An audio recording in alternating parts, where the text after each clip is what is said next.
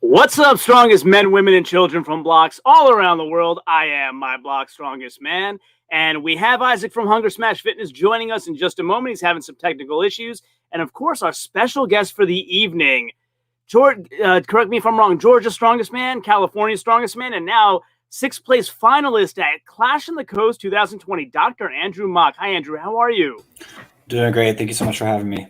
Yeah, it's awesome that you were able to join us. We're very excited to have you. So, I'm first and foremost, I'm most interested in what type of medicine do you practice, and how did that gain your interest? Yeah. I wish it were a simple answer. I could just answer one specialty, but I'm still in training. So I'm a family and preventive medicine resident. So two different specialties. Your family medicine physicians, like your general practitioner, cradle to grave, including delivering babies. So your personal doctor. And then the second specialty, preventive medicine, brings in this whole bigger population piece. So it can be your local county department of public health, all the way up to the CDC. So it's even broader than family medicine actually is. But then the big area that I focus in at my current institution is lifestyle medicine. So I spend a lot of time focusing on actually teaching people what they need to be doing to take care of their health with respect to nutrition, exercise, sleep, all of that sort of thing. Preventative things, in other words. Yes. Awesome. Yeah, I think there's not quite enough of that going around. We kind of treat the symptoms after they're already there, and preventative certainly has a really big value and importance for sure. So how long have you been a resident? So I'm in a 4-year program.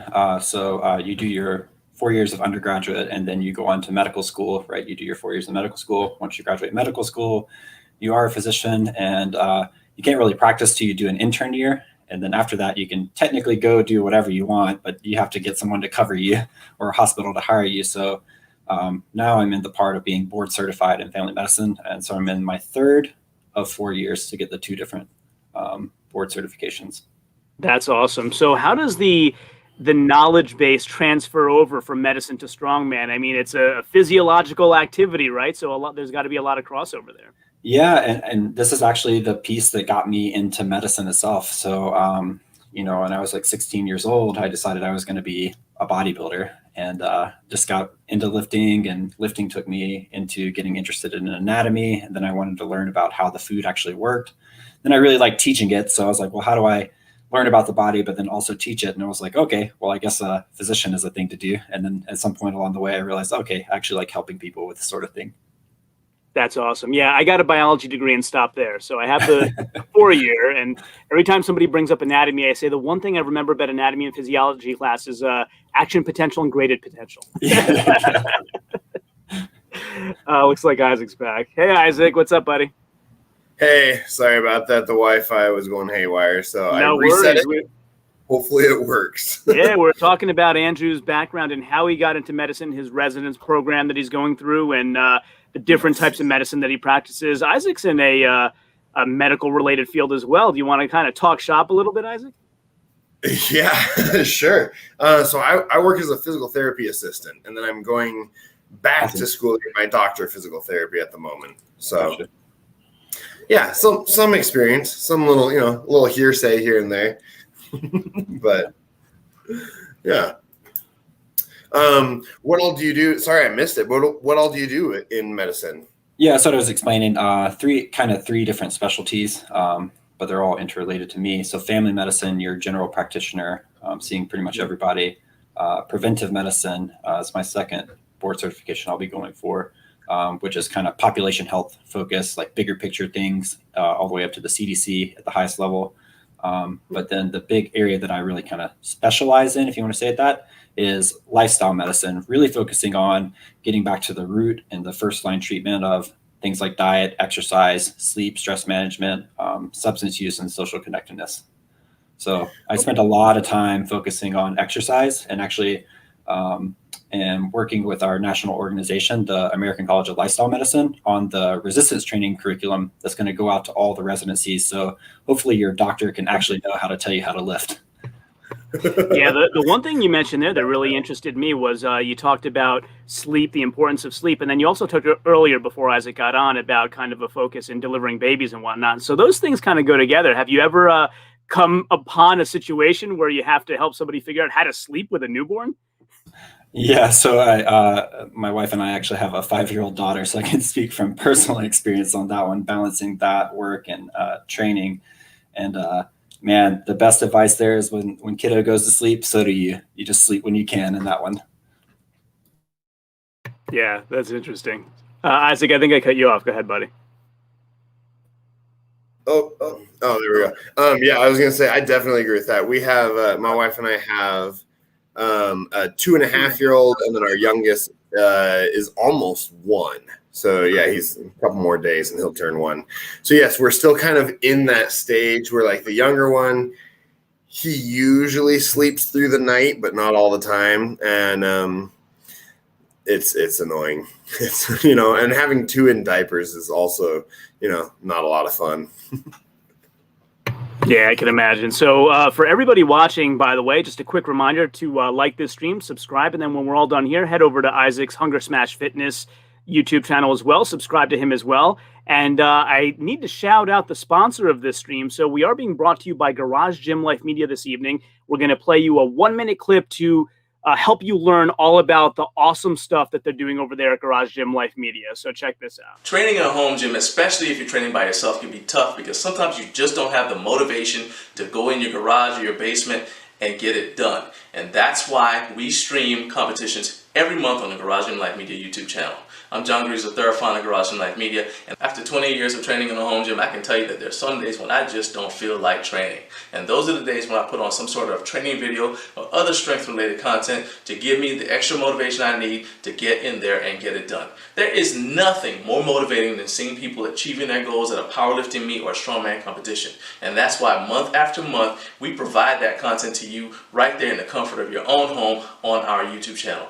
Plus, we leave it up forever so you can always just throw it on in the background anytime you need that extra dose of motivation to get you going. And that's why if you're not already a subscriber to Garage Gym Life Media, I invite you to take advantage of this opportunity to add this powerful training tool into your arsenal, because I want you to succeed right there in the best gym in town. So I hope you guys in the audience got something great out of that. Head over to Garage Gym Life Media after we're done here and subscribe to them. They're doing some awesome stuff there, showing the power of what's possible out of garage gyms. Stan Carradine went all the way to Worlds out of a garage gym, so definitely check them out. So yeah, back to what we were discussing, Andrew.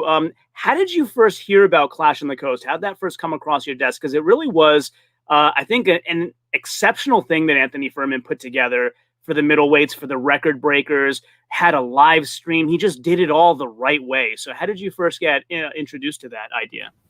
Yeah, so Jackson, one of the promoters in the contest, actually lived over here in San Diego. And so we're real familiar with him because I'm just east of LA. And so we knew of him, and there may or may not have been some conversations at Nationals last year about him and Anthony Furman having these big ideas and seeing where those were going to go. So I don't know if I'm allowed to say that, but there might have been a conversation early on back in October of last year that alluded to some bigger things. And then Jackson kind of released his big announcement. And so we heard through the grapevine that way too. Awesome. How did Anthony go about choosing? Because there's so many great middleweights. Anthony San Lorenzo is a good friend of the show. And so how did he go about choosing? Yeah, so from what I could tell, like the 10 pros that were invited were 10 active pros that they felt, were consistently showing good results.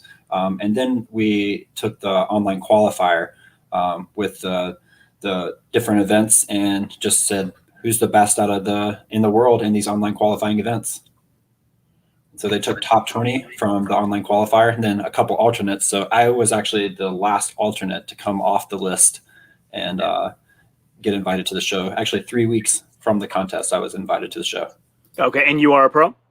I am not a pro. So the closest I have come to my pro card is I lost it on my first event of Nationals last year when I dropped my yoke 5 feet from the line, but I took 7th at Nationals last year in 231.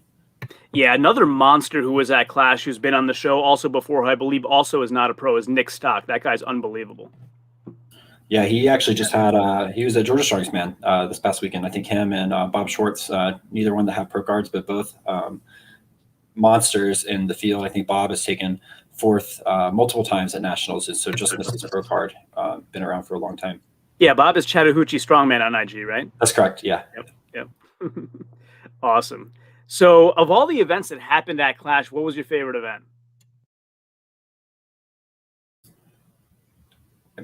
Man, the beach events just kind of crushed it for me. I think it was just a cool opportunity to be able to do it on the sand. It was miserable to do it on the sand, but both the loading medley and the kegs were really cool just as far from a spectator sport and being able to put on a show. I think those were probably the favorite events. I won't say the car because it was just miserable, but it did look kind of cool. The car looked miserable for everybody, even the people that did like Nick did really well on it, and it still looked miserable. But yeah, from a spectator's point of view, those sand events looked awesome. But the first thing in my mind was like, this must suck for the competitors. Yeah, I think sand was everywhere by the end of the day. I think I still have sand in my gym bag over there. So a little bit of South Carolina came back with me to California in the bottom of my bag. I'm sure. But even like with the keg, how do you get any leg drive on sand? Yeah, I've never missed a keg in a contest, and I just missed the last keg, not enough oomph. But if you stepped, it was going to give. So you had to wait that extra split second for your feet to settle and then go. I don't know how Richie M could just launch him like he did with, I mean, it's just insane explosive power, but there was a little bit of adjustment that had to be done with the sand. And I don't know how to describe it. It's just kind of a feel thing. You have to be there to feel it. Yeah, even the loading medley. And what's up, Juan Daniel? You've been following me on all my World's Strongest Man content, so thanks for jumping in on our Clash on the Coast content. I'm sure you'll like this just as much. Thanks for jumping in, and ask any questions of our guests that you like. I'm sure he'll be happy to oblige. But yeah, that loading medley also seemed really, really. What was it? 4 implements? I forget. Should have been 4 or 5. Let's think about them. So the massive blue barrel, which was the bane of everybody's existence, the anvil, the tire itself, and that big block. Am I missing something else? The fire hydrant. So 5 implements. The fire hydrant. That's right. So me and the fire hydrant actually were really close friends, and my skin's finally healed. So I don't know what happened, but it took a nice chunk out of my arm. Jeez. And it's finally still, the redness has just gone away. But yeah, I mean, it wasn't that bad. You have sharp edges all over it, and plus it was probably really hot too, baking in the sun. Oh yeah, absolutely. And any slip, and that was just complicated by the sand. Unbelievable. So you can totally tell me you don't want to talk about this, but I think I've seen on your IG lately, do you have a leg injury going on, and do you want to talk about that at all? Yeah. So I mean, my big thing was, if I make it to this contest, I knew that I was going to do really well in the heats. Statically, I'm the weakest guy that was at that contest because I was the last one to come in out of the qualifiers, but I had no worry at all coming out of the heats as long as I was healthy, because I'm a kind of a moving event specialist. And so I knew me and Reed Tompkins had it pretty locked in our heat, unless Jordan Donaldson came in at like his peak form. So, I mean, we came out of the heats really well. And then in that, the first event of the finals, the axle clean and press, I went to continental clean from the chest up to the shoulders on the second attempt. And when I caught it, I just had a big pop. And pop that size that, people can hear around you. I knew what that meant. So I knew right away my ACL was gone. And so typically that swells pretty fast. So we just left the knee wraps on the entire day and cranked them down extra tight for the car. Well, I couldn't actually move the car, so it didn't really matter. I was able to somewhat compete throughout the day. I really wanted to get to stones. So I thought I had the world record stone in me going into the contest, but it wasn't there that day. But I was at least happy to tie Canby and take second on the stones. Yeah, that's awesome. I mean, you came in 6th overall out of 10 finalists, right? Ninth. Yeah. 9th. Oh, 9th. Yeah. Okay. Yeah. Yeah, but I mean, to make it to the finals with an injury, it's like JF Corona in Worlds, like just doing unbelievable stuff with a leg injury. So it's good. No, I mean, I'm definitely happy. This is my first big injury that I've ever had to deal with. I had the ACL reconstructed. Tomorrow will be 4 weeks. So, man, it's like everything, like having to train myself how to walk properly. I'm not having trouble moving around, but just like going up and down stairs takes a big conscious effort. Thankfully, I can do body weight squats to a box now. And like over the next week or two, I'll be able to start adding a tiny amount of weight. So like a 15-pound bar or something like that. So just be a steady process. Yeah, absolutely. We have a question for you from the audience. So Juan Daniel says, I think if I remember correctly, Mock did 0 reps on the car deadlift, but deadlift was looking good in training. Was fatigue setting in, and how hard is it doing multiple events over several days? Oh man, that car deadlift. I thought my car deadlift would, it's actually been one of those events I've had a lot of trouble with in strongman. I don't know if I've ever hit a rep in contests, but I think I really figured it out over this past year. And Alex Bromley, who's a good side handle deadlifter and the owner of the gym where I train and my training partner, he was hitting some weight and I felt like I was hanging with him on the car deadlift. So I knew I'd really brought it up, but that thing was just heavy. Sean Shoemaker busted out however many thousands of reps he did, and everybody. I was just going to mention him. Yeah, he was game over. But man, that was actually a really low point for me because the knee was hurt, and I felt like the event could have been good for me, but I just didn't budget. So I'm over there sitting on the sidelines, just thinking, all right, I'm done. I'm not going to do anymore. And then I keep hearing the car not move at all, and I'm like, oh, Dan zeroed it. Everybody else is zeroing it. Okay, maybe it's actually heavy and I'm just not, a complete waste of space right now. So it was an interesting moment where I was like, okay, all right, it's fine. We'll get back there. What was the second part of that question? I missed it. You're still muted, John. Oh, sorry. Well, you can read it. How hard is it doing multiple events over several days?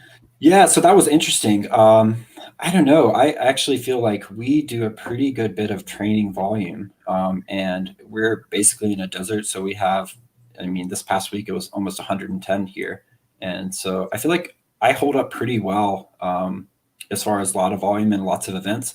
So going into the finals, even though I got injured in the first event, I felt like I had not really done too much.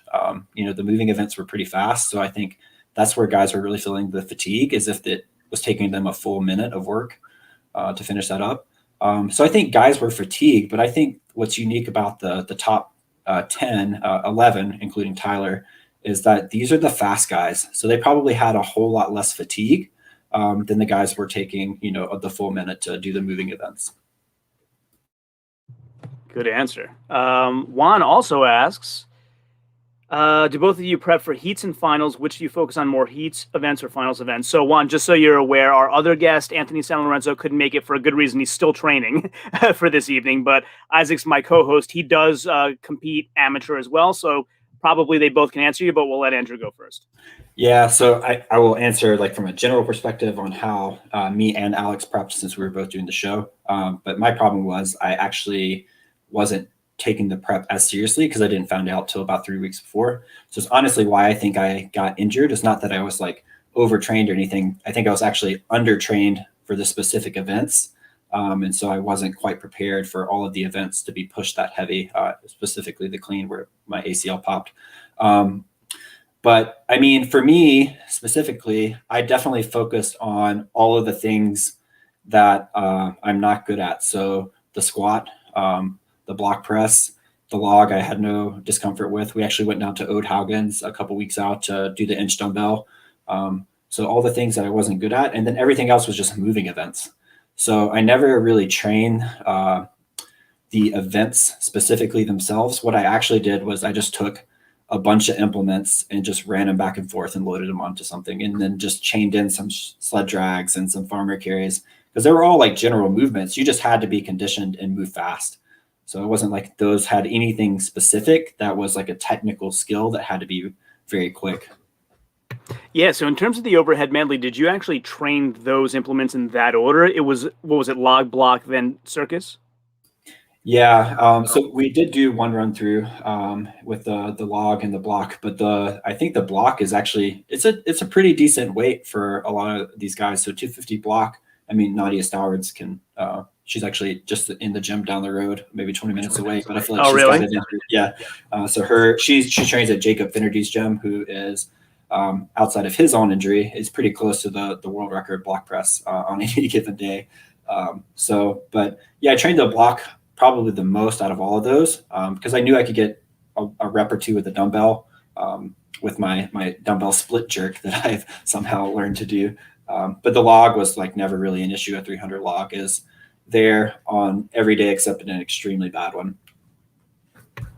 Interesting. So Tyler Young, is this the Tyler Young? He says that The car deadlift Tyler is Young. also Yeah. insanely heavy. Tyler, if you want to come on, please let us know. Isaac will shoot you over a link.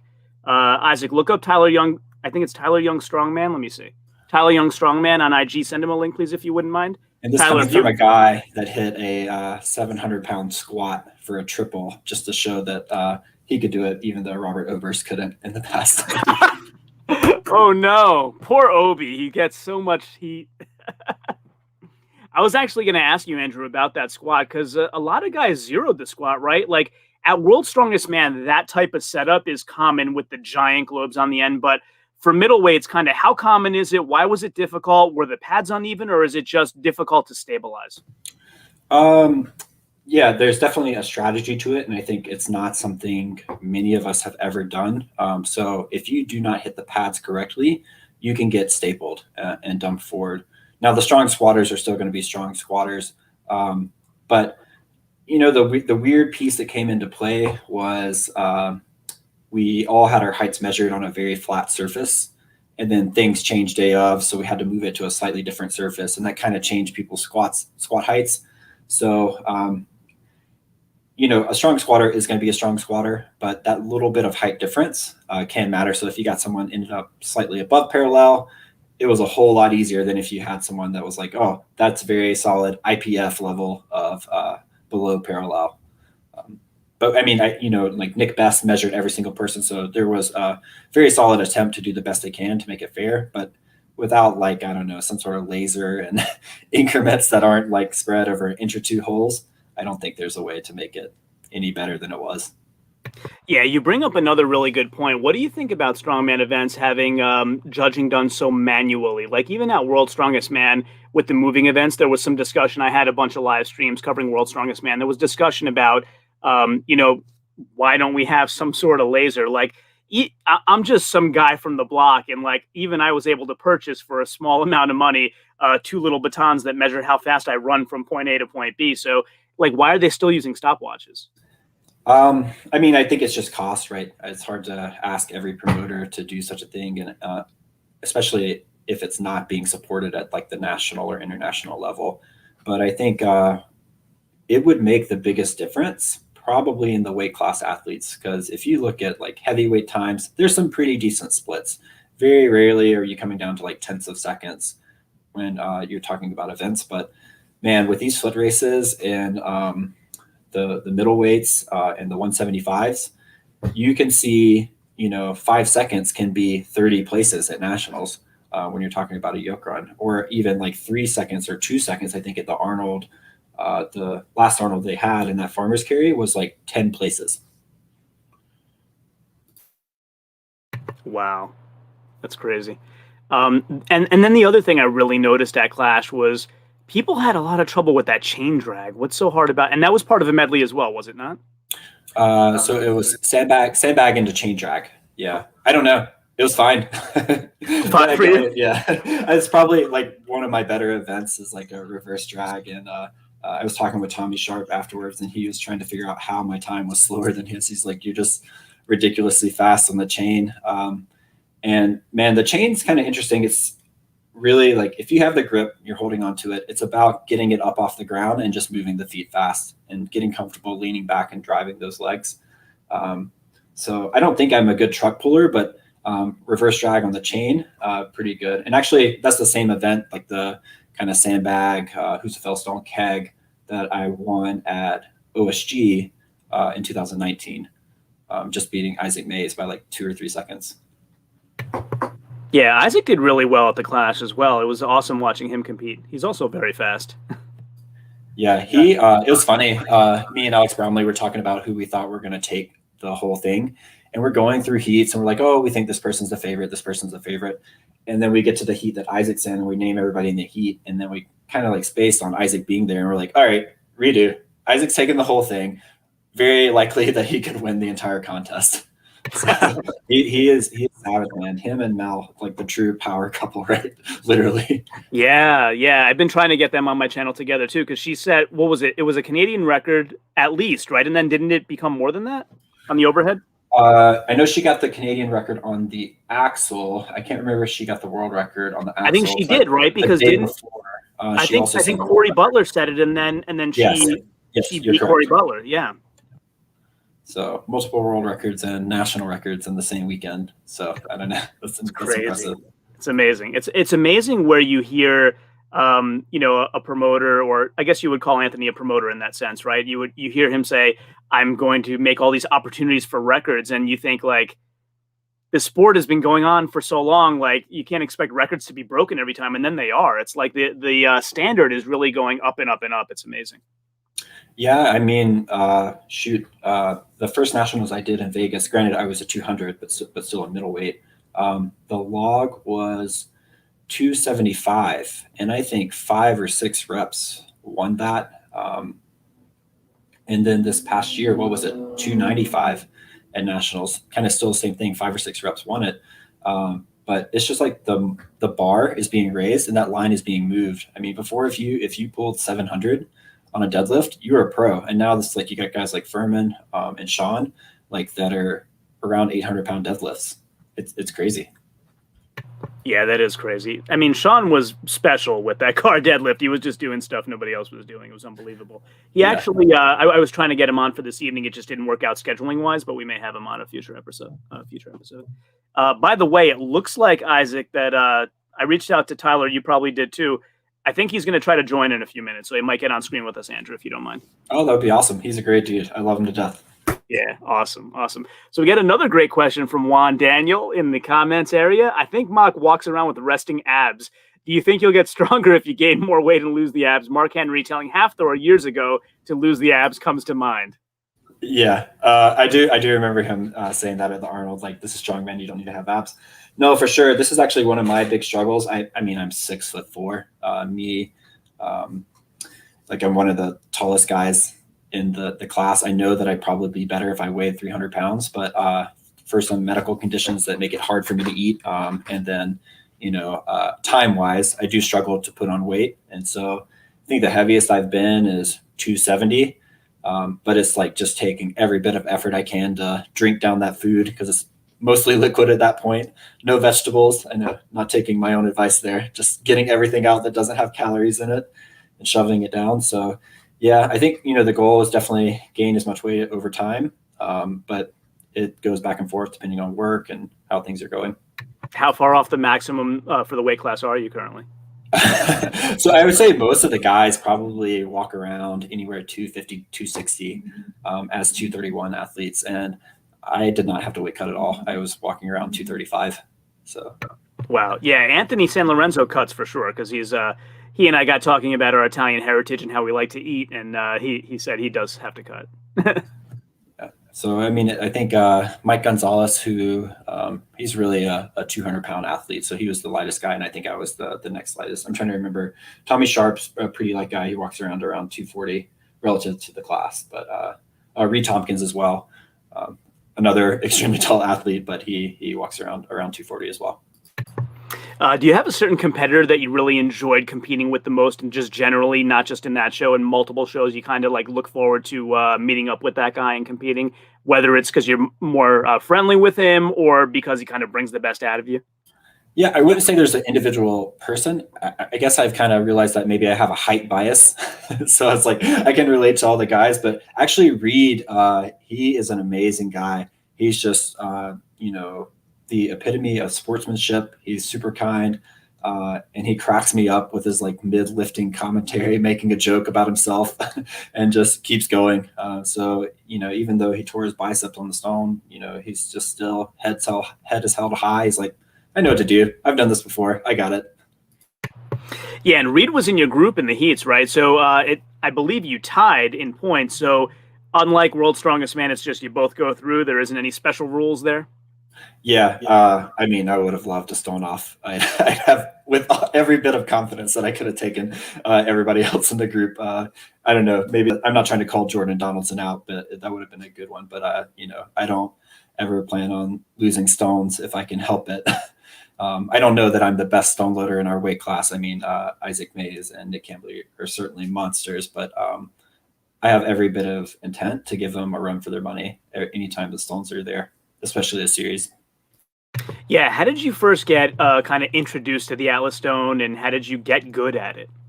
I mean, I think everybody kind of gets introduced to it just watching ESPN in the middle of the night or on Christmas with World's Strongest Man. I mean, that's where my interest came from. But I didn't have stones because I was training in my garage for a long time when I was in med school.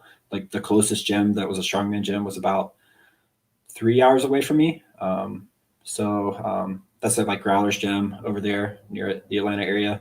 And so I never really had stones. And so the next closest thing I had up until my first contest was a sandbag. And so I think it still carries over a lot just to do sandbag loads and then getting used to the stone itself after that. So, you know, I still have the stone molds in my garage from all the stones I've made. But I guess at some point I just realized height is really good for stones and just kept going with it. Awesome. Are you training on your own out of your garage at all these days, or strictly out of a gym? No, most of the days, my garage training is actually for other physicians that I'm teaching how to lift. And then I'm going over to Empire Barbell in Redlands, California. So it's about 3 miles from my house and training over there with Alex Bromley and Eric King. That's really interesting. So how did this program of training other physicians come to be? That sounds very interesting and very unique to you. Yeah, so I actually chose my program, again, because of the lifestyle medicine thing. And the institution that I'm at in Loma Linda is a big on nutrition. And that was the piece that I always was missing. I knew that I could handle the exercise piece and the exercise in medicine. So I wanted to come here for learning. And then it just kind of fell into my lap. It's like, all right, you're the exercise person. We need someone to write this curriculum. You seem to know what you do, what you're doing, and you compete at this level. Actually, I was at Clash on the Coast when 2 of the attending physicians that I work under, they just messaged me like, hey, we need someone to teach us.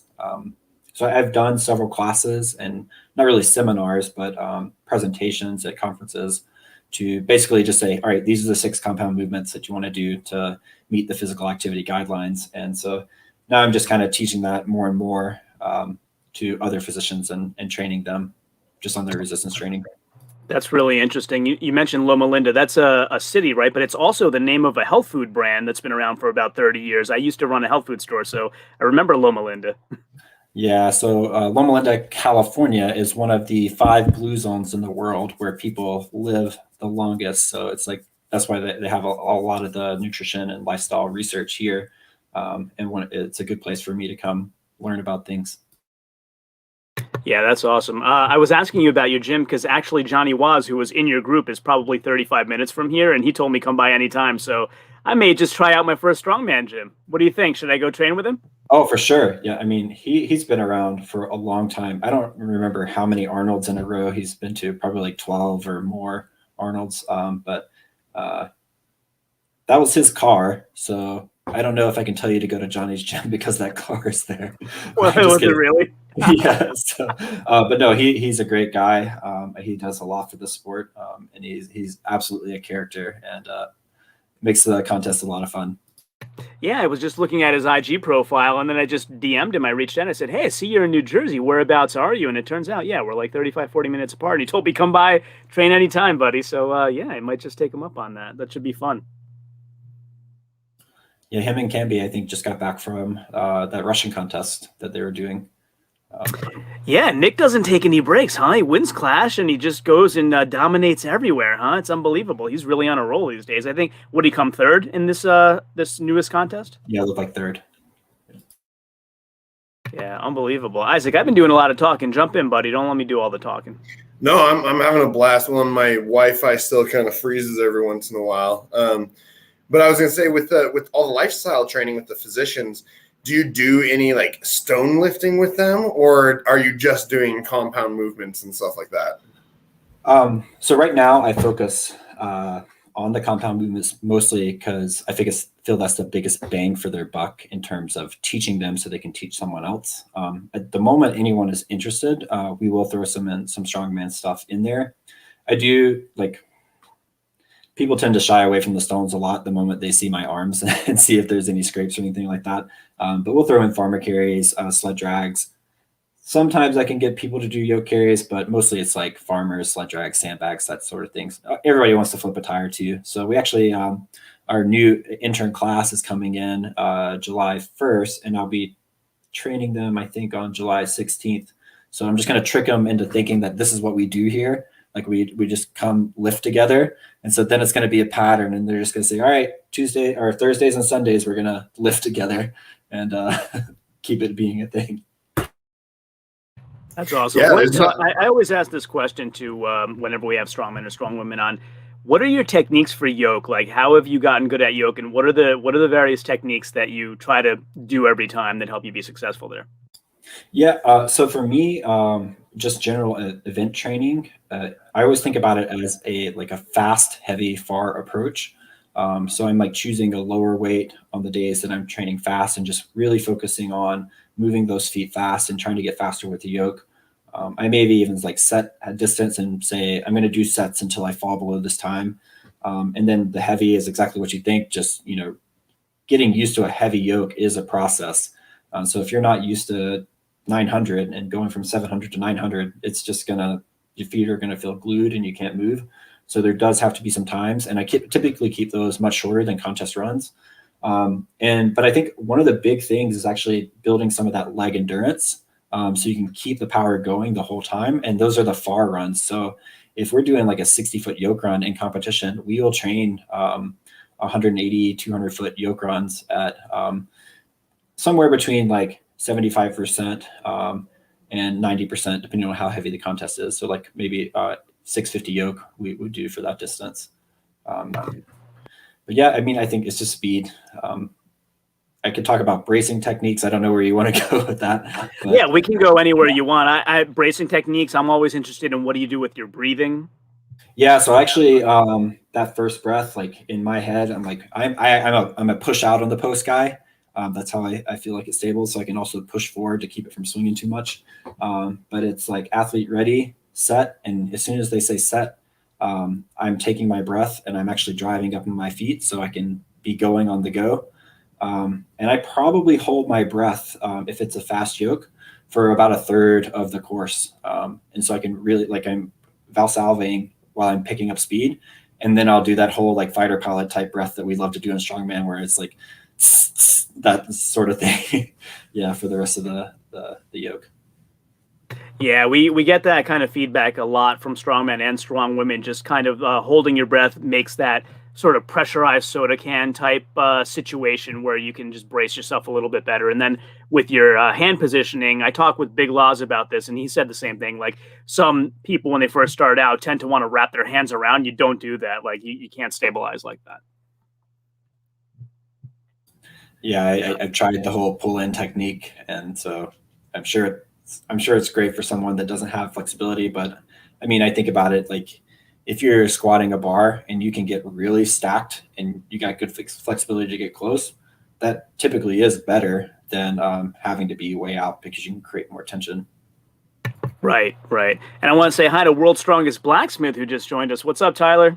Nice to see you again. I think he was at Georgia's Strongest Man this past weekend too. He was. You know Tyler Haynes, right?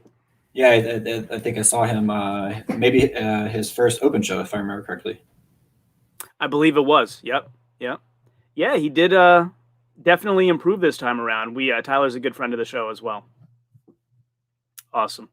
So the other thing I was wondering, so Isaac and I like to talk kind of current events sometimes, well, a lot of times on these shows, and feel free to totally deflect and not talk about this, but I have a doctor and I have to ask. So Okay. in the news today, Rob Kearney talked about coming down with testicular cancer, and I was just wondering if you had any thoughts about that.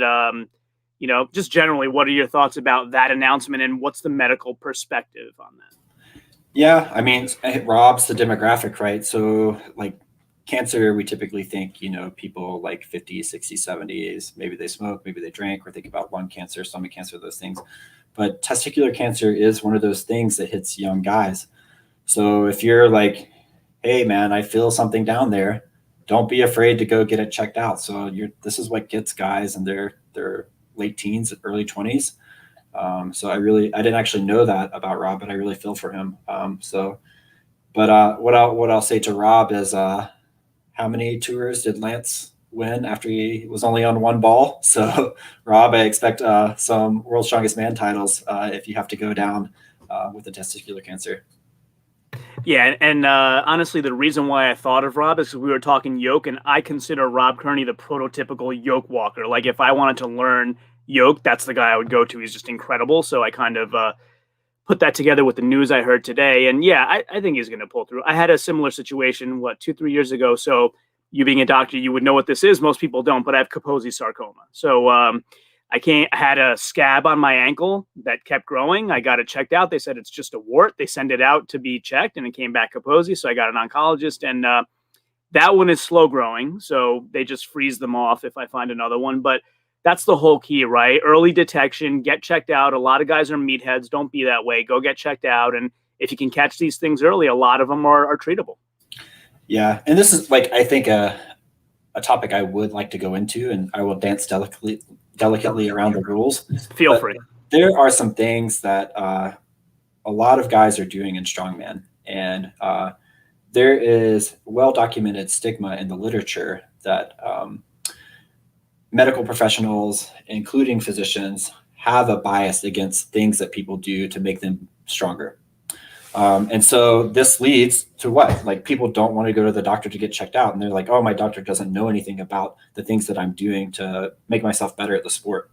So what happens is, like, these guys get side effects from the things they're doing, and their blood pressure goes unchecked, their kidneys go unchecked, their liver goes unchecked. When in reality, like every other type of substance that I see in my practice, we take care of those people and do all the things. Like, if you're a heroin user, I make sure you have clean needles and don't have other types of infections, all those types of things to reduce the harm of what you're doing to your body. So, if you don't have some physician, like a primary care physician in your life that can help you monitor side effects of things you may be doing, go find one, because we are supposed to take care of your health regardless of what you're doing. And I just, I think we all know someone that has passed like far too young and probably could have been caught if they had good medical care. Yeah, I really do appreciate that message from somebody, as skilled and experienced as you are. So I think that's a really valuable piece of information for the audience. Tyler's here, by the way, so let's let him in. Tyler Young.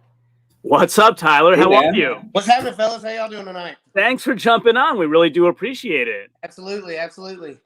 Andrew said he was going to beat me up if I didn't let you on. So said he was going to drop a yoke on me. Well, he's too quick, so you can't get away from him. So Tyler, correct me if I don't remember this correctly, but you made it as a finalist on fan voting, right? That is correct. My mom must really love me, because she must have voted all the times that she could. It slipped me right in there. So I think it was a lot more than just her, buddy. I think it was a lot more than just her. Yeah. So but I walked into the finals room, and Dr. Mock may remember this. I walked in, and like that's when it finally had been unveiled that I'd like won the fan vote, and I was like, buckle in. I was like, y'all got to run around and be fast for the last couple of days. I said, I finally get to stand still and pick things up now. And I had advice of Dr. Mock. I had much better events in the finals than I did in the heats. So was that fan vote something that Anthony had planned all along, or was it impromptu? No, I knew a couple months ahead of time that he was planning on doing it. I don't know that he's going to do it next year. He hasn't said one way or another. But yeah, I knew pretty well going into it. Hopefully I wasn't going to have to rely on it, but things happen. No, that's awesome. Carolyn Loomis has joined us in the audience, and she says, Clash on the Coast was the best. RIP, World's Strongest Man. No fan stream or live stream. Anthony did it right, I gotta say. Like, I understand the whole TV production. Well, I don't understand TV production at all, but I understand the idea of wanting to get, commercial sponsors on a TV broadcast and all that. But Strongman has really been growing a lot in the last few years, and there's a lot of demand on live stream. Big Laz was, we were talking earlier today, and he told me he had 62,000 viewers on his last live stream. So, there's a lot of demand that I think if they charge a nominal pay-per-view, they can do it. And Anthony didn't even charge anything above the Core Sports yearly subscription or whatever. So kudos to him, man. He did an awesome show all the way around. No extra fees, had record breakers, had the best middleweights. It just was freaking awesome all around. Yep. And then we'll still be on ESPN July 4th. So, Yep. get your True. Nathan's hot dog and come join us. Yeah. I don't know. I can't eat a Nathan's hot dog. Dr. Mock will tell me that's bad for my nutrition. There's no such thing as bad food, only less health promoting food. That's what I'll tell you. Ooh, I like There that. you go. There you go. I'll cover my Nathan's hot dog in a handful of blueberries. How's that? Exactly. Perfect. Nice. So, Tyler, what was your favorite event in the finals? My favorite event was probably the car deadlift. I don't know. I just got in a really good position, was able to, get after it. So that's what I was the most. We were talking about how that was tough for a lot of guys, except for like maybe you and Sean, but everybody else had some trouble with that. Well, how did you do so well? Wasn't super heavy. The frame was pretty unique. Most of the ones, if you hit them real hard, they'll give you a little bit of flex, but that one didn't have any flex at all. It felt like it was, ratchet strapped to the ground. So it was just a real gradual push. You just had to push through it. And as silly as it sounds, they got easier as they went once you kind of figured out how to work the frame and what position you needed to be in. And it just kind of got easier as it went. So awesome. So World's Strongest Blacksmith says, I wish I could drop down to 105. I'm sitting at 125 right now. Yeah, you could compete with these awesome strongmen. Everybody else does. So it's true. We were talking about that earlier. Andrew and maybe he said who else? Tommy Sharp maybe are pretty close to the weight, but everybody else is kind of cutting. Yeah, I walk at about 2:30. So I just didn't eat breakfast that morning, went and weighed in. So nice. Yeah. That's cool. So I mean, the biggest question on my mind is, was the food provided at Clash on the Coast vegan burgers like World's Strongest? I don't know about Dr. Mock, but did you eat that ribeye at the hotel? I did not. Man, you missed out. They had this ribeye you just charged to your room, and it was just like the size of your head. Like, it was gigantic. Came with Brussels sprouts. It was good. It was real good. So the opposite of vegan burgers. Yeah, I ate one of those like every day, and some days I ate two. I'm not even gonna lie. So. Yeah, that really is like the big thing about Clash is, we've gone to nationals in St. Louis, Missouri, or and like Montgomery, Alabama. Vegas was interesting, right? That was a nice place to actually go on vacation. But it's like we spend all of our time. A lot of us are taking vacation to go to these competitions, and like this is like might be our family vacation. So this is one of the first times it was like a real like, hey, this is somewhere my family might actually want to go, and I might actually be able to relax. So I think that was really what slammed home Clash for me, is that it was at a good spot. We were all in the same place. We got to hang around with each other afterward. And, while getting to compete at the top level. Yeah, it was a beautiful day too. At least it looked like it from the stream. So, Tyler, we were talking about the overhead medley with Dr. Mock earlier. How was that for you? Like, so it was a 3-part medley, right? Which, what did you think? I see him shaking his head. So where my heat ended up being dissolved, I got moved into a different heat. So I got to go last. And up until that point, I think only one person had made it to the inch dumbbell, and they had only gotten a rep. So I just had to, kind of not mess up. So I just kind of walked. I think that's why he was grinning and shaking his head. Because as far as the press medley goes, I mean, you have other heats that had like, I don't know, whatever heat Bromley was in. I know a couple of them got like 5 and 6 and 7 reps, which I fully intended to be there 4, 6, and 7 if I had to be. But I was super thankful I only had to do 2. Yeah, stark comparison to my group, which nobody made it past the block. It was our last event, but none of us hit the block. I think me and Donaldson and probably the closest to getting it locked out, and would have gotten a couple reps on the dumbbells, I think, easily. But the block definitely was a big roadblock for our group. Yeah. Yeah, I actually was watching, as a fan, and so I root hard for Anthony San Lorenzo. He's a friend of the show, and so I was watching, and I'm like, he locked out that block. I'm yelling at the screen. He locked it out. So I messaged him right away. I'm like, dude, you locked that out. He said, yeah, I put in a, what do you say? Like I argued about it and they said, okay. And I'm like, yeah, they said, okay. But like the dumbbell's your best part of that medley and you didn't get to do it. Like this is BS. So I don't know what you guys thought watching it in person. I mean, the block just took me. I mean, we had to do it first. So I got pretty fortunate. So that was our first event. And I mean, it just took people's feelings is what it did. Like it, I mean, I watched some really good pressers get stumped by that block. I mean, it was just heavy. And the platform that we were pressing on was a little spongy. It wasn't a big deal, depending on how you press the block anyway.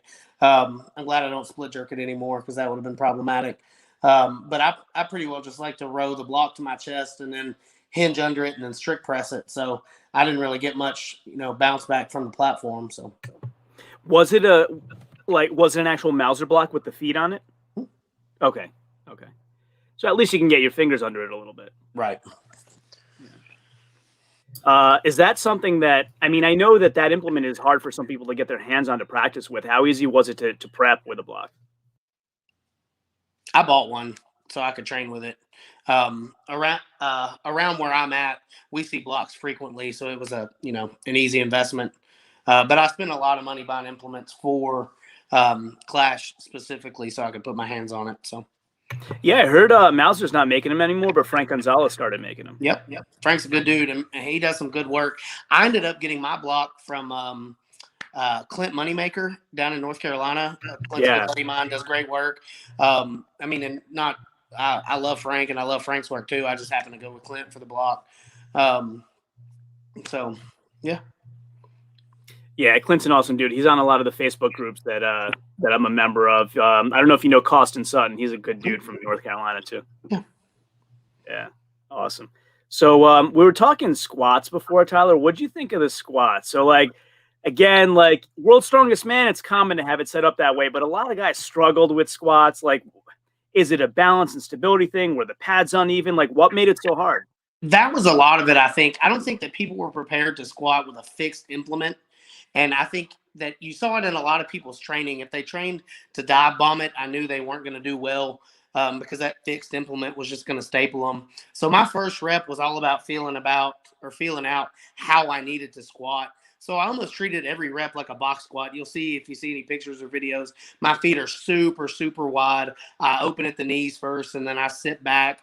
And once I found the pads and I knew what position I needed to keep my torso in, it was smooth sailing.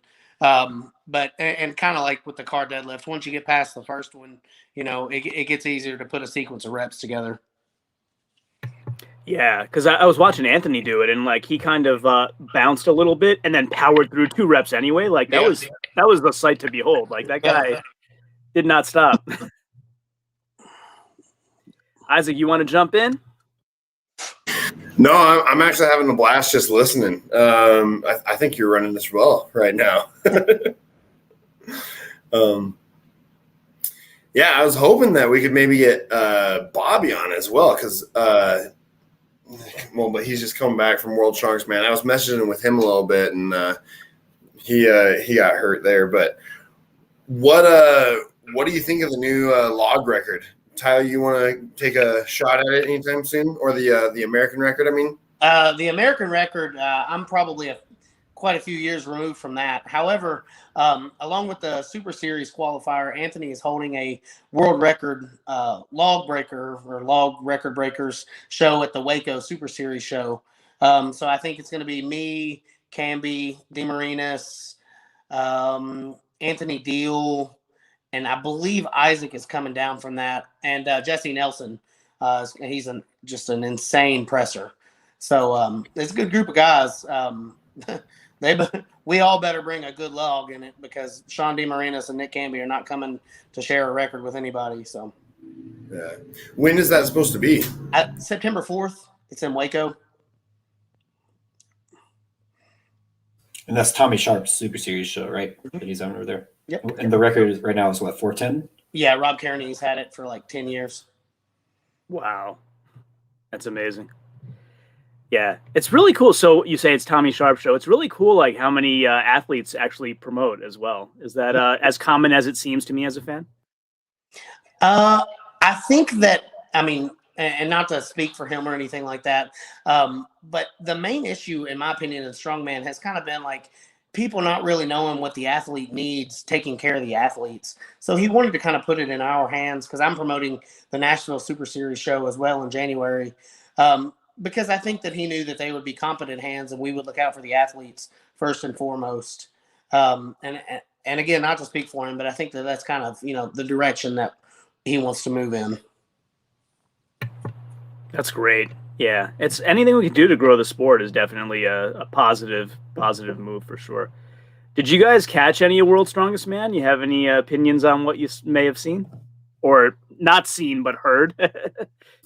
Yeah, I just followed the spreadsheets a little bit, but I think it's awesome. Spoiler time. I don't know. It's awesome that Tom was able to take it. I think a lot of people were hoping Shaw could pull out number 5, but Tom just looked in pristine form, and that stone run was disgusting. Yeah.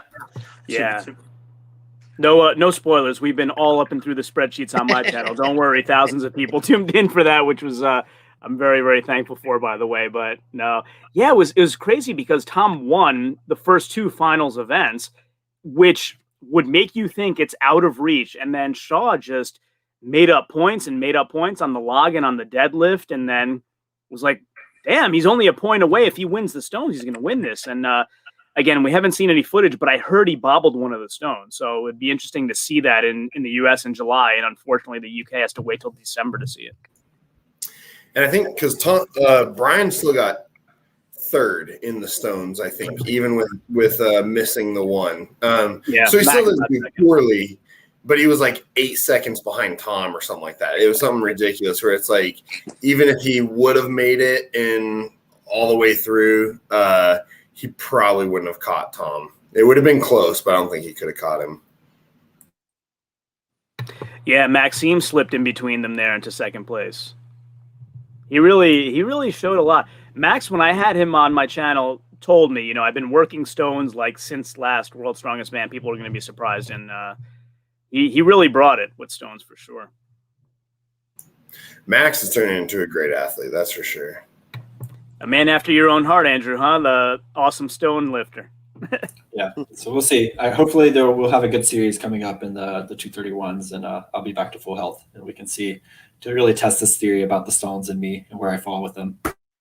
Yeah, how you feeling these days? How's the recovery coming? It's good. I mean, it's a day at a time. I think just trying to make the most of it and trying to share my story so people understand what the process is like going through an injury. And because the principles are the same, regardless of if it's a big injury or something you've been dealing with for a long time, or just a tiny little, tweak or something like that. You just kind of systematically change the range you're working through, the load you're working through, how much volume you're doing, and then the exercises you're doing. And you adjust it slowly over time. And that's how you manage pretty much any injury from, just a general training perspective to an actual medical perspective. Yeah, that's a little bit of a oversimplification. It's right. I mean, it is an oversimplification, but it can be quite simple. But it is how true. You do things. Well, speaking of stone series, there's one in the finals at OSG, Dr. Mock. Yeah, I think I officially had to commit to not doing nationals and OSG. So realistically, most people from an ACL can go back to competing around 9 months.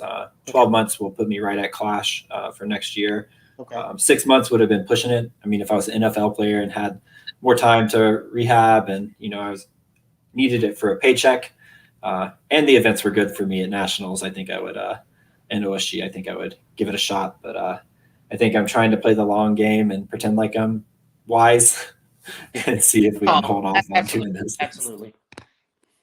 Yeah, and OSG is coming up is it October or November? I forget. November. Oh, it's November 12th, right? That's the one. Yeah, November 12th is the day after my birthday. I forgot that's the one.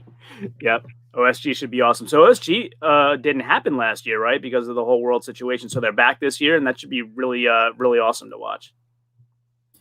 Yeah, I think the thing I'm excited about is Lane was at Clash helping out. I mean, to me, before Furman started doing everything he was doing with Clash, Lane was the game changer with OSG. And I really feel like that was one of the bigger contests where I felt like I was treated like an athlete first and not just like a paycheck for people. And so, he even brought his car up there and was planning to use it for the contest. But now the car walk in OSG is going to be there. So I think he was taking notes there, and I'm interested to see what he'll do for OSG now that Clash has happened. Yeah, that'll be interesting. I wonder if Isaac, remember Mammoth Strain Challenge? They had middleweights there too, didn't they? So those happen in January, guys. So you might wanna look into that. David Waters puts that on, and that was a hell of a competition last time around. So that might interest you as well. Yeah, that was a great show to watch as well because we live streamed that with Garage Gym Media. Yeah, they had some pros there. Bobby Thompson was there. Marcus Crowder was there. Travis was there. Stan Carradine. Who am I missing? I don't want to miss people. Sorry. Wes Claiborne was there. Wes was Travis there. Fortmeyer was there. Wes tried that sandbag record, which I was very adamant I felt was too heavy of a starting weight, and nobody listened to me. But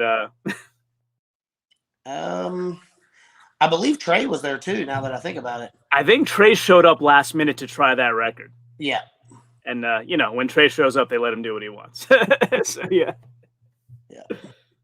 that was cool. But lots of record breakers there too. Jessica Fithen broke a record. Gabrielle Bergholzer broke a record.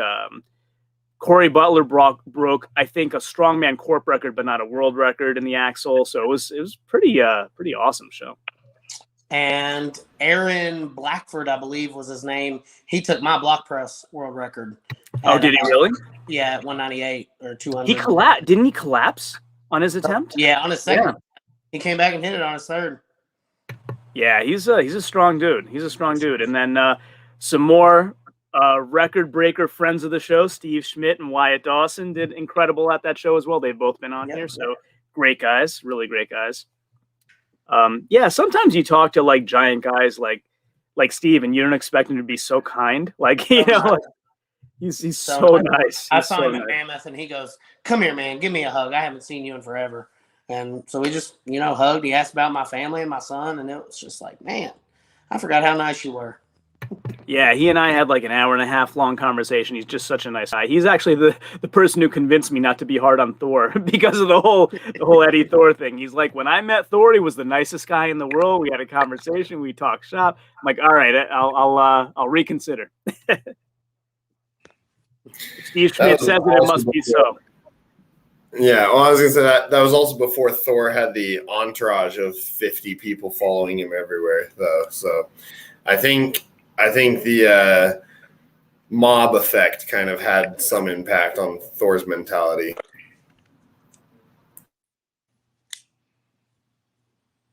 Yeah. Well, I mean, the mob came out and he took, that was the year he took his title, right? So I think every year after that, people have had a little bit bigger posse they've been bringing with them. True. Yeah, that's true. What did you guys think of the city chosen for World's Strongest Man? It turned out to be ultra hot. Like, why don't they choose temperate areas to have these things? And this isn't the first time this has happened. You mean like Juneau, Alaska or something? And somewhere in between. It's not too cold and not too hot. It seems like Botswana, Sacramento. It's always somewhere super hot. Like, okay, they couldn't control the hurricane last year. I get that, but choose somewhere temperate. I think they're just like watching them suffer, to be honest. But honestly, if you look at where all they've had the World's Strongest Man, I mean, it's all been places that they could, go out and explore and have a vacation. Kind of what we were talking about with Clash, how much we enjoyed the beach and stuff like that. I mean, when I went to my third Worlds was in India. I mean, and there wasn't anything around in India. You know what I mean? I would have much rather been melting on a beach as opposed to melting in India. So I don't know. Makes sense. I mean, the setting was cool. Like, I didn't realize that Sacramento had that kind of old Western feel to it. Yeah. But the setting was up with the trains was really actually very cool. But just to hear that it was 109 degrees one of those days, I'm like, why are you putting these guys through this? But they've had it in like the UK and stuff in the past as well, and so it's been raining when people are trying to do events, and so they have had some of the other stuff, but I think lately it's been a lot more of the hotter locations that they've been picking. Yeah, speaking of melting on the beach, Tyler, we were talking with Andrew earlier about the sand events at Clash. What are your feelings about how they went, the keg and the loading? Well, honestly, I was super relieved that those ended up being on sand.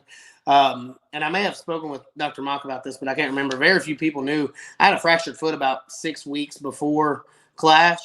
And I did keg throws like once, and I was like, this feels terrible. I'm not going to do these anymore. So I just didn't train them. And then we got to push off on the sand. I was like, well, this feels great.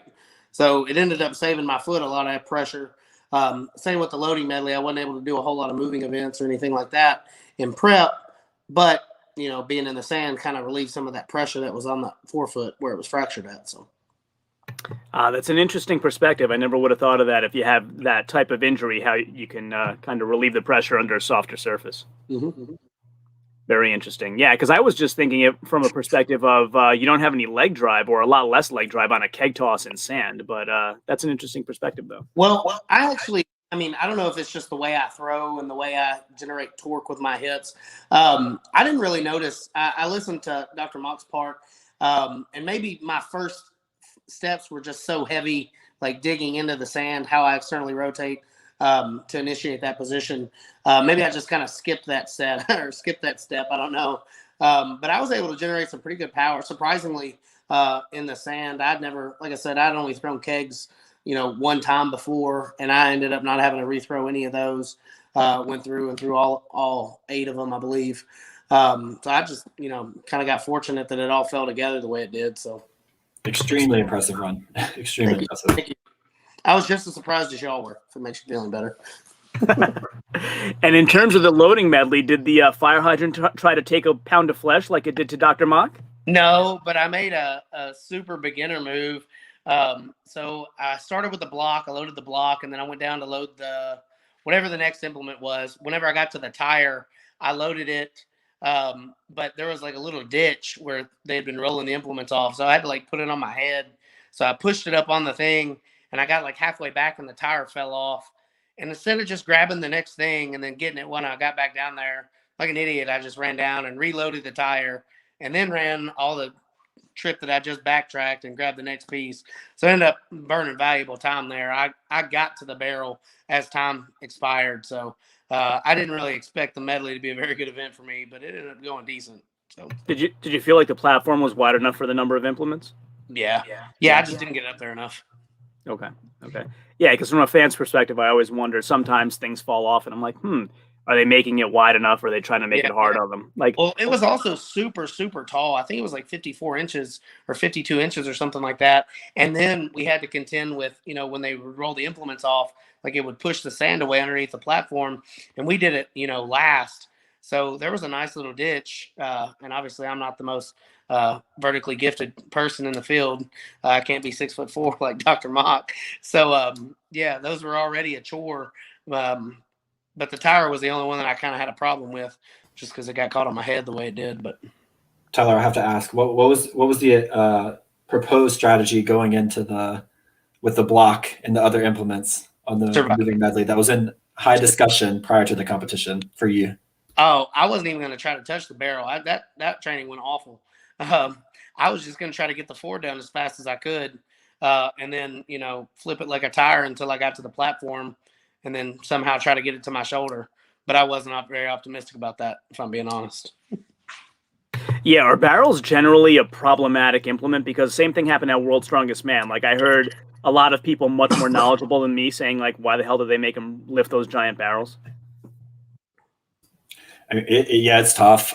It's definitely a wingspan thing to be able to grab it. So, me and Reed, I think, had huge advantages there. I don't remember if he could just grab it upright, but I could just slap my hand on the side and grab an edge. Whereas a lot of guys were having to precariously tilt it up onto a leg and then almost shoulder it to be able to move with it. So it's certainly, strongman's going to favor being, shorter and stockier sometimes, favor being taller sometimes.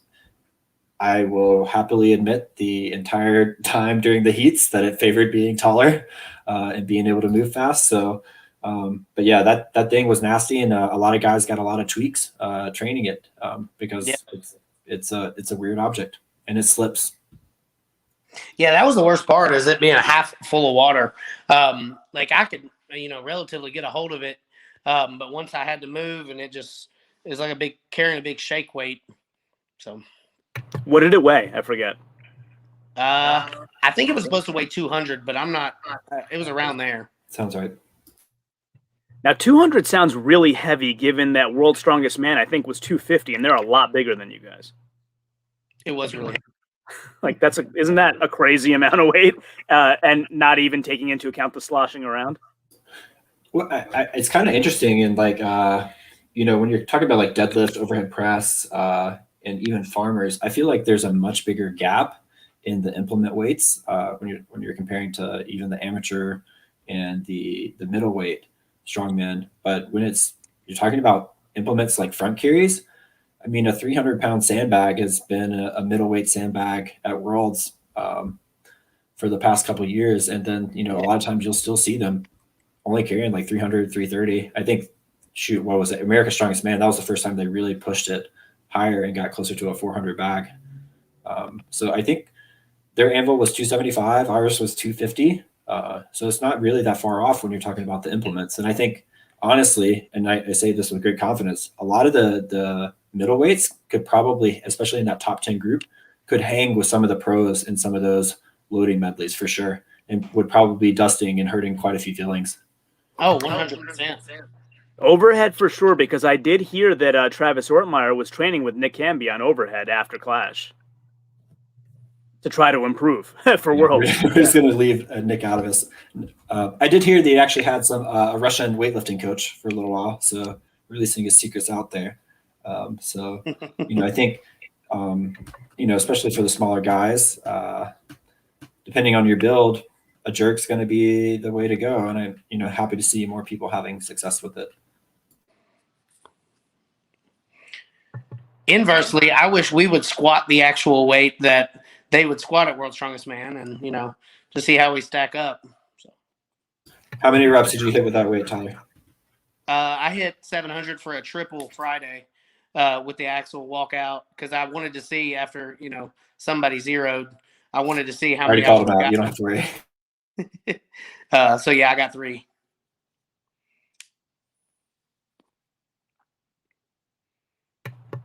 Is this the point where we mention Oberst again? Yeah. Hey, look, I put this in several comments after I posted that video. I'm by no stretch like an Oberst hater or anything like that.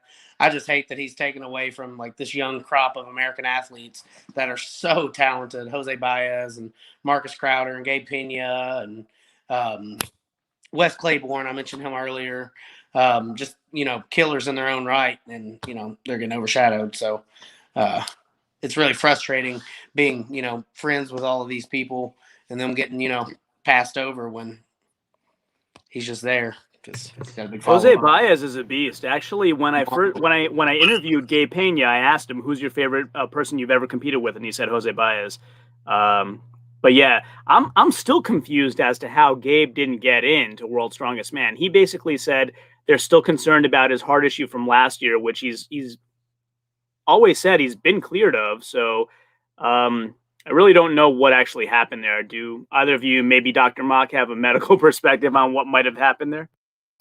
I mean, not to go into his medical problems, and I've not personally talked to him about it, but I mean, this is one of the things we were talking about heart conditions, or we were talking about testicular cancer before that gets young guys, but the things that get young athletes are heart conditions. So I think there is some merit to having some extra scrutiny and protecting guys a little bit harder. I don't know what he's had looked into, but I wish him the best and look forward to seeing what he's doing, because, man, he was looking like a monster in training.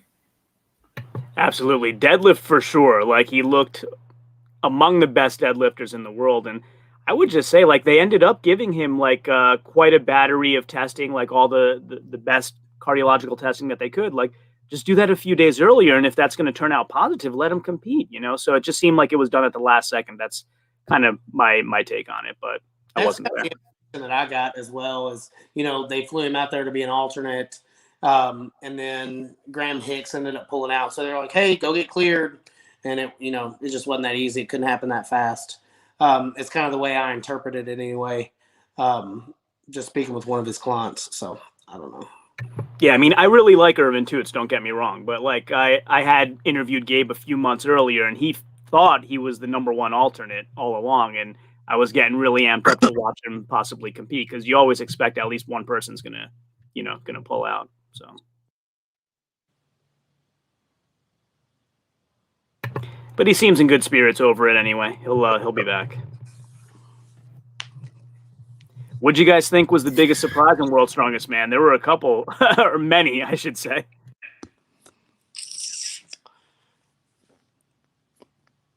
I mean, I think at least the biggest elephant in the room is that Group 5 in the qualifiers, and I think Tyler and I were actually in a thread posting about it, and that was kind of one of the interesting comparisons between World's Strongest Man and Clash, and like thinking about that. Well, like Tyler was voted in with the fan vote because he was in a disgusting group, but still, rank him against all the other guys in the top 10, and he's, you took 4th, right, Tyler? 5th. So I mean, like he's, he's crushing it. So it's like if you have guys, well, like Alexi, like missing out, but if you ranked the top 4 guys in that group and they're still within the top 10, it's like, or the qualifiers, they're just beating everybody else out.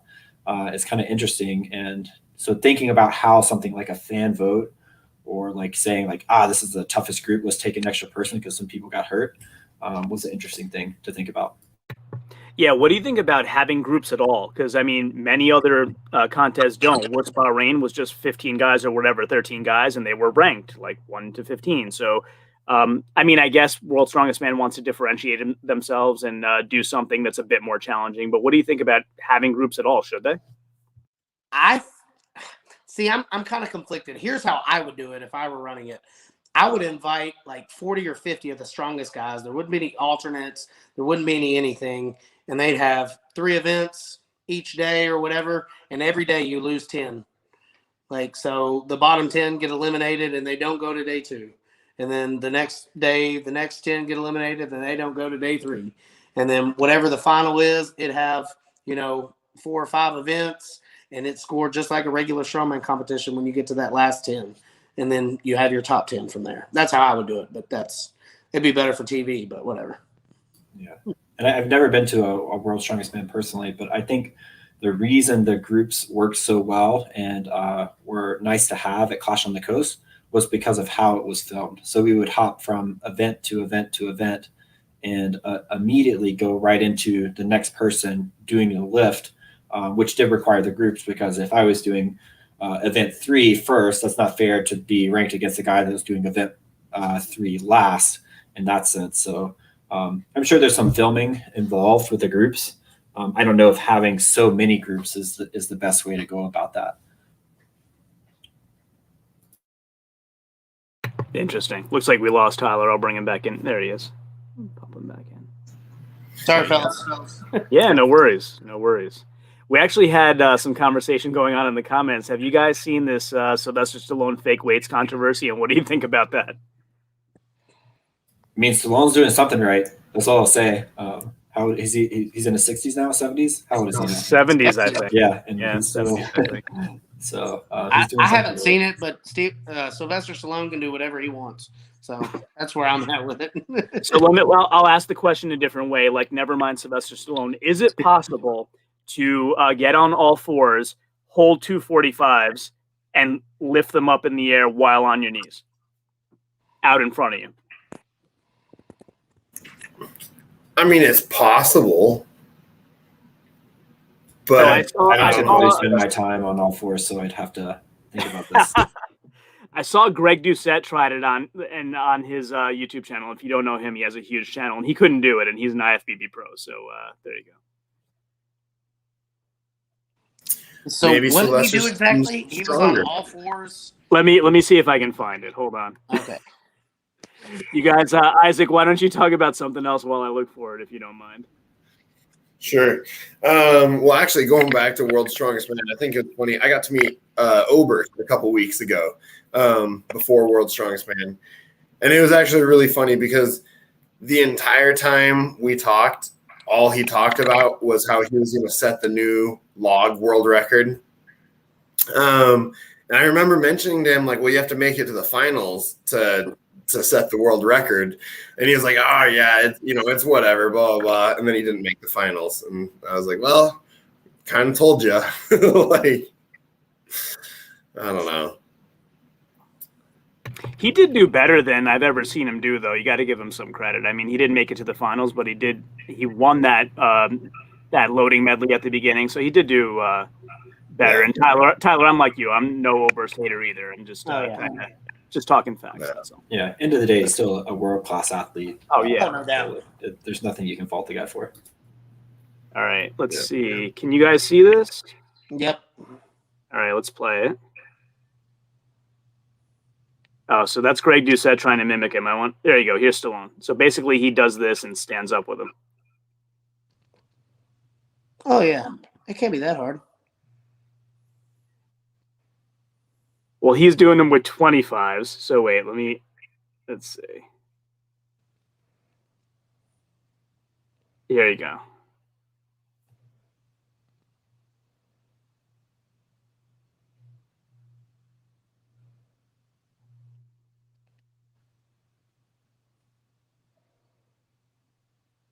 So what do you think? Fake weights or real weights? I don't know. I need to see this now, Tyler. I mean, I am out here in the garage. I could probably knock one out. I think it's real. He's a strong guy. Man, why? I mean, here's what I'm looking at. I mean, look at the settings. Like, why would you take fake 45-pound plates into a gym? You know, like I think it's real. I don't know. I'm gonna give it a benefit of that. How many generations has that guy shaped and got people to lift? I think Tyler said, I don't really care what he does at this point as long as he's still encouraging people to lift. Like, I mean, he's also worked out at a very, very high level for like 50 years now. So, I mean, I don't think it'd be unrealistic to think that, somebody could have that kind of kinesthetic awareness. So, yeah, for sure. Juan Daniels in the comments, he wants me to sign up for a strongman comp. So he says, let's see. Here's a great idea for your channel. Sign up for a strongman comp, do a full prep, take us through it, and record the full comp. You obviously have the strongest friends around. I do. I have these gentlemen. I have Travis Ortmeyer. I got Big Laws. I do have the strongest friends around. I also have kids that I'm looking after, but maybe we'll make that happen one of these days. Isaac is like across the other side of the country, so that's what makes it hard to train with him. But yeah, we'll try to make it happen. We actually got Johnny Waz close by. You know what? Maybe I'll try it. Yep, just do it. If you always wait to be ready, you never will. So just jump in. Nah, I always tell stories. I've never competed, but I like doing that kind of stuff. When I was a little kid, I had my little 50-pound bench press set. But like I said, forget that. I like grabbing my dad's keys, putting the car in neutral, and pushing it up and down the driveway. That was fun for me, Yeah. I was an only child, so I had to be creative with what I did for fun, and that's what I did. And growing up, same thing. Like we had to build a retaining wall. I'm like, well, I got a bunch of stones over there. I could use a wheelbarrow to get them over here, or I could carry them, which is way more fun. So that's I've always kind of had the bug. I've just never competed. Now you can carry them, load them into the wheelbarrow, and then push the wheelbarrow back. There you go. All right, I'll call myself Bruce Wilhelm. I can beat him now. Did you guys watch Worlds growing up, and did you have a favorite? Oh, for sure, Marius. I mean, I think he's the reason a lot of us got in the sport. So, how about You're you? not going to hear a different answer from me. Same.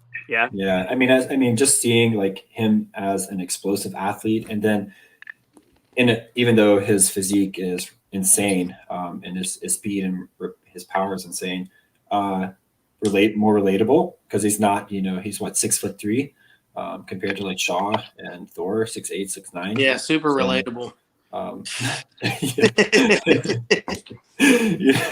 But having someone that's like not just this complete freak of nature that was born to do this. I mean, he certainly was with winning 5 titles, but definitely Marius.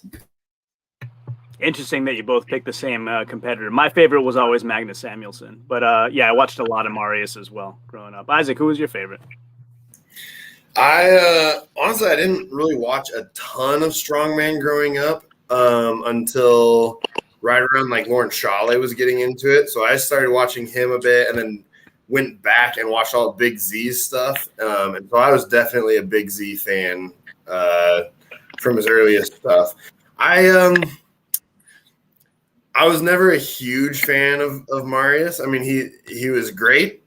He's one of the best. I don't know. I was like Big Z better. I was like, Brian Shaw. And then as I watched all the old stuff, then, Kaz Meyer, stuff like that. Not to start a debate or anything, but how would Kaz do against today's competitors? There's a debate for you. Which Kaz? When he was winning or after he had the little, 6-year hiatus or whatever it was? Oh, when they stopped inviting him back because they knew he was winning too much? No, when he was winning. I think the game enough that it wouldn't matter. I think that he would fall. I mean, it would obviously take him a few years to, be where he needed to be. Like if we were to have prime Kaz just, teleport into World's Strongest Man, it'd take him a year or two to catch up. But no, he'd fall right in, and I think he'd pick right up. Yeah, I mean, I feel like equilibrating for today's nutrition and training methods and whatnot, Kaz for me is number 3 all time. It's Z, Brian Shaw, and Kaz. I'd probably agree with that. I think Kaz was just, I mean, obviously there were a lot of other good strongmen at the time as well, but like Kaz was kind of in a different league, I think. And maybe he had a cocaine addiction or something that helped get him to that level, but I don't know. Well, I'm not sure on that. I don't know. I don't know if I put him at 3rd. That's up there. It's close. I got Mark Henry's in my top 3 though. For Mark Henry, that's right. I mean, you guys probably from what you've said, you probably both put Marius above him, but Mark Henry, no. I mean, Marius is my favorite to watch, but as far as the strongest people to ever compete, no. I think that Zydrunas holds that title comfortably, and then I'd probably put Mark Henry at 2nd. I don't know who I'd put 3rd, but it probably wouldn't be Kaz. World's Strongest Blacksmith says Kaz will always be number 1 all time. Mark Henry was a bit of a surprise because when he competed at that it was the first Arnold's, right? And I knew him later as a professional wrestler. And, I've watched wrestling since I was a kid. So, you grow up, you start to learn about it's physically taxing and demanding, but it is also the wins are choreographed, right? So, like, I thought World's Strongest Man is his gimmick. Like, he's not actually the World's Strongest Man. Then you hear, wait a minute, he won Arnold's. I guess he is the World's Strongest Man. And, the story behind the scenes, if you haven't heard it, goes that Vince McMahon told him, like, you have to go there and win to preserve the gimmick or you're fired. So he had some extra motivation. Yeah. Well, he's also one of only like 3 or 5 people to ever clean and press the inch dumbbell with one hand. He didn't use the other hand to clean it up. He did that. It was like they were having dinner or something. It wasn't even in the gym, right? Like he just walked in and just amazed everybody. Yeah. Tyler, so held titles in weightlifting, powerlifting, and then strongman. Yeah. Give me him top 2 all day. So. Tyler, were you ever actually able to pick the inch with one hand? No, I got it about to my knees. That's about as far as these little Burger King hands will get for now, but I'm working on it. I mean, that's still impressive. We actually went down to Ode's place, and of course, you have to try it. Like if you're messing around with an inch dumbbell, you have to try and pick it with one hand. I mean, you're sitting next to the guy that's picked it, 60-something times in 10 minutes. And he's training someone over on bench press, and he just walks over and just slaps his hand on it, picks it up, and we're just like, all right, we're done. we're going home. So I'm about 45 minutes south of where Furman is stationed right now in Kentucky. So I drove up to train with him, and the first time that I cleaned and pressed it, I was like, oh, wow, this is a lot different. So I ordered one like that day. I was like, I have to have one of these to train on. So as soon as it came in, like it was just grip central out here, trying to get my hands ready for it, but they're not there yet. And then the inch is what, a 2.5 or a 2 3/4? I think it's 2 3/8. Not split hairs or anything. But it's just problematic because it's all fixed. Like if you don't have your hand in just the right position, it'll roll right out and just humble you. Oh, I know. Yeah. I've tried it with a fat grip, which has a lot more grip to it than than an inch, and it's still hard. Yeah. I've just been I said, let me just try this with a regular dumbbell, get as strong as I can, and then throw a fat grip on it and make it harder. And Yeah. I'm not even up to 172 on a regular dumbbell yet, so we'll keep working. Yeah, but Dr. Mock, were you able to get it up? No, I was able to pick it with one hand. The interesting thing about that dumbbell is we were thinking it was going to feel much closer to the Mike Bartos like big globe dumbbell, but it's actually completely different. Both Bromley and I felt like it was really stacked on the shoulder, and that like you could really get a lot of force into there. But kind of what Tyler was saying is if your hand was off, it felt pretty unstable up top, and it felt like it was ready to roll. So that was probably the hardest part, was like at lockout, it feeling like slightly less unstable. But at the shoulder, I felt like it was locked in there. It felt pretty good. Yeah, if you're not a very linear presser with that, it'll wreck your whole world. And it took like a lot of trial and error of me, jumping and punching into the right position and not eating it, because it would come back and hit me in the head if I wasn't, actively trying to get out of the way. But yeah, it's definitely an interesting piece to press that I think a lot of people kind of underestimated. So. Yeah, absolutely. Have you guys seen that video of Brian Shaw doing an incline shoulder press with 2 Thomas inches? Mm-hmm. That was amazing. Fellas, I'm gonna have to hop off here in about 2 or 3 minutes. Gonna put this little boy to bed. Yeah, man, we totally understand, and it was awesome having you on. Thanks for jumping on. I appreciate you shooting me the invite. I was just looking for something to watch on the way home from work, so kind of worked out. Yeah, man, we see some incredible people jump on the comments. We have to invite them. That's just how it works. I appreciate that. Man. Yeah, man. Well, and we do this every Monday, same time. So we alternate. John's channel takes it one week, and then my channel takes it the other week. So we go back and forth. So if you're ever bored on a Monday night, definitely look us up. All right, sounds good. Hunger Smash right. My blog. Do you guys have any other questions for me before I roll out? Tyler, when's your show? My show's January 15th. Okay. And what city? Nashville. Okay. Yeah, you gonna come out? I'm trying to figure out if we'll be able to fly out to some of them. I still won't be competing in any of them, although I think it would be nice. But looking forward to some other things that are coming down the pipeline that some of us know about. Wink, wink. Yep. We'll just have to see where it all goes. All right, brother. Thanks, Tyler. Y'all have a good night. Tyler, real quick, any more information you want to give about that show to get athletes to sign up, or anything you want to promote before you run? I think that we got a lot of our initial signups knocked out. I think now we'll just catch a lot of the people that don't qualify at Waco or Denver. Right now we're sitting at about 27 signups, which is a lot, considering it's all the way out in January. And we've got, some big people signed up: Luke Meredith, Gary Petrovsky, Anthony Deal, Justin Lloyd. I mean, strong cats. So yeah, I'm really excited. I have verbal commitments from some very, very strong deadlifters that we may have seen this last week, wink, wink, that are hopefully going to come down and put on a show for us, along with 2 deadlifters that are already signed up, and Sean Schumacher and Anthony Pernice, that are going to pull just insane numbers. Have a couple ladies that are going to come down and pull some crazy numbers. Yeah, I mean, it's just going to be a good time, like a good time. Awesome, buddy. Anything I can do to help spread the word for you, just let me know. Happy to do it. Hey, we'll do. Hey, you guys have a good night. Appreciate you having me. You too, man. Thank you. All right. Thank you. I see you, Tyler. So, Isaac, what else do we have for Dr. Mock? I know we're going to be wrapping up pretty soon. Shoot, I don't know. Well, I mean, we could go back to more of the medical stuff. That's I've seen a bunch of ACL, tear and recoveries and all that sort of stuff. I don't know what all. Well, actually, because you said that they didn't trim the meniscus in your knee, they just repaired the ACL. Yeah. So I'd actually had a meniscus tear back in 2008 or so. So I didn't have a whole lot on the side that I tore. So they trimmed it up, but they didn't repair it. And if they repair it, then they lock you with your knee straight for like 6 weeks, with not much weight bearing at all. So in some ways, like, you want them to repair it, right? Because you got a little bit more cushion hanging around for longevity. but I was really wanting to get back to it.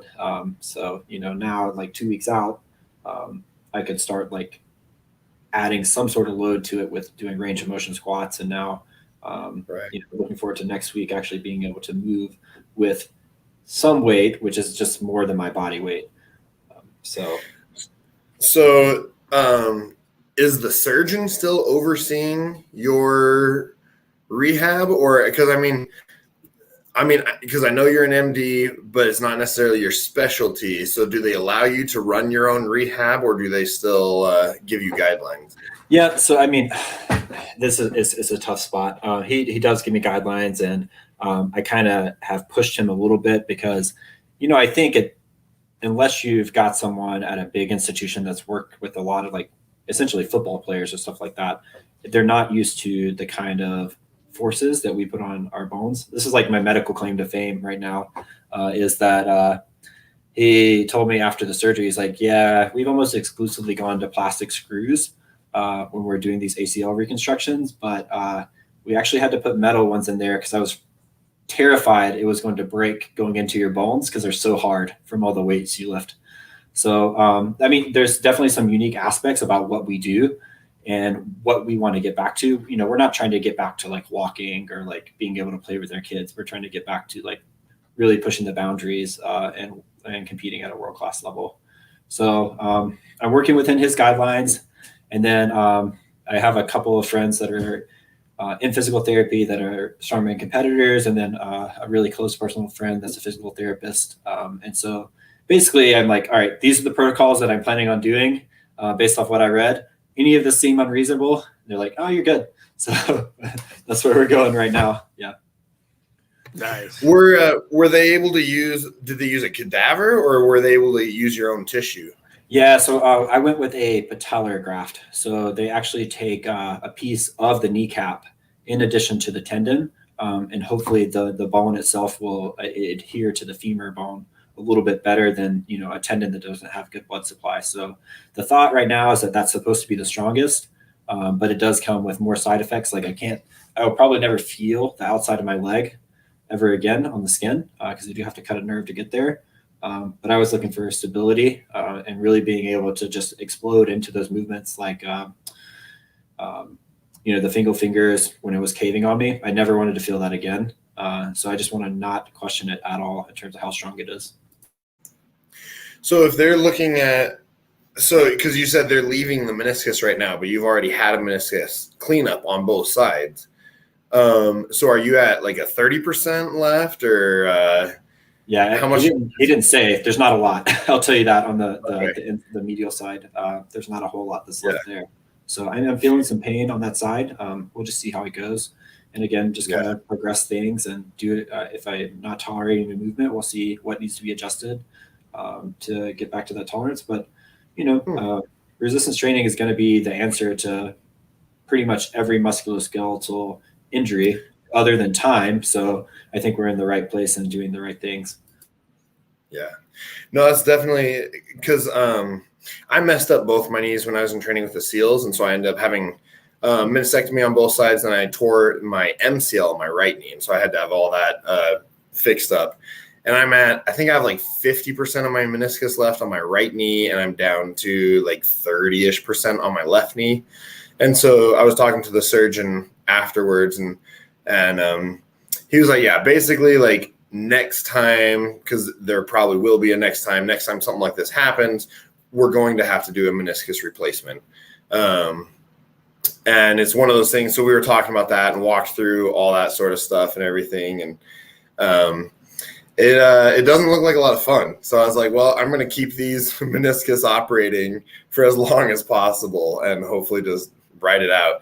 But it's interesting because if running irritates my knees, but heavy squats, like all that sort of stuff, I feel great. And I've noticed if I don't work out for a couple days, that's when my knees start hurting and aching and feeling stiff. So it's a good reminder to keep going and lifting weights and use and abuse, but honestly, they feel way better. Yeah, and that adage is right. Motion is lotion. I think is what we've gotten toward, instead of being like the wear and tear when we talk about it. But, we do have studies that resistance training, people think you're going to wear out your joints, but we have studies that it can actually regenerate cartilage and things like the meniscus to some degree.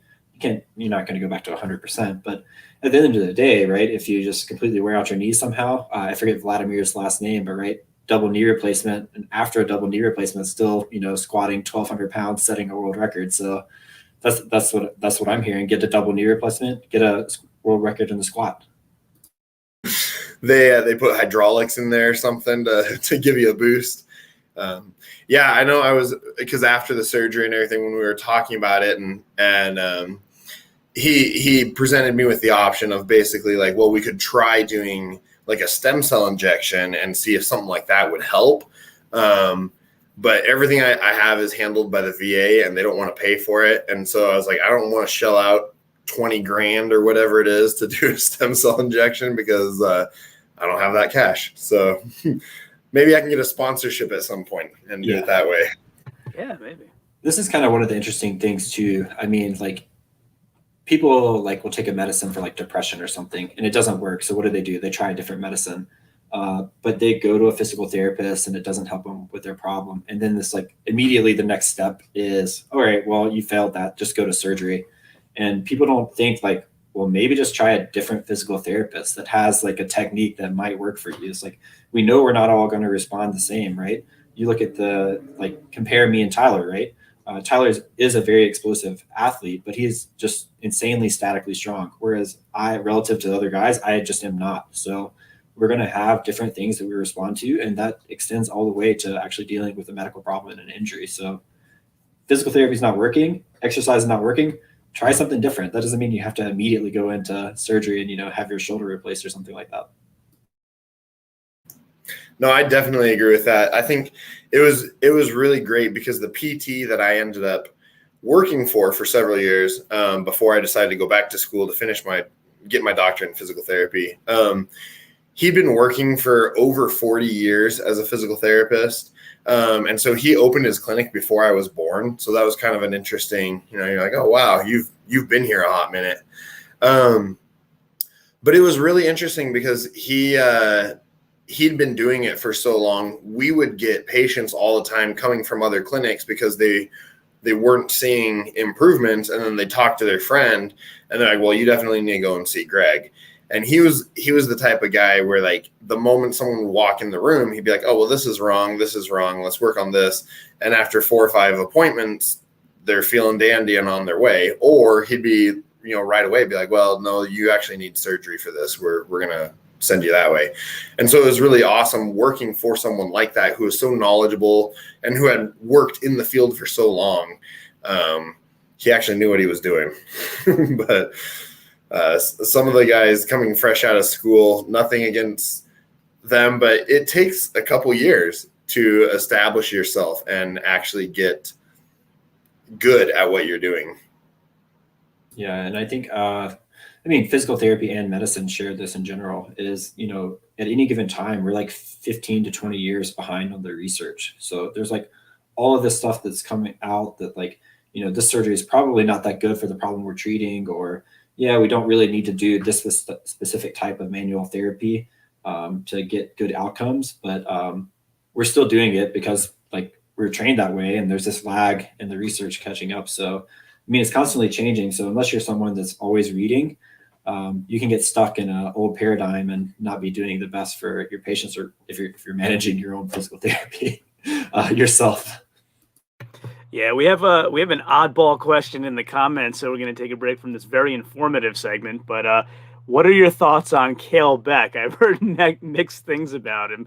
Some like him, some don't. I've heard all positive things about Cale Beck. I think his content's great. I love it all. And he coaches Jessica Fitton, who's one of the strongest women in the world. So I have nothing but positive things to say. What do you guys think? Yeah, I've only talked to him once, I think at 2017 Nationals in person. But you're talking about a guy that there was nothing. There was no content. There was no instructional information on how to do strongman or anything like that.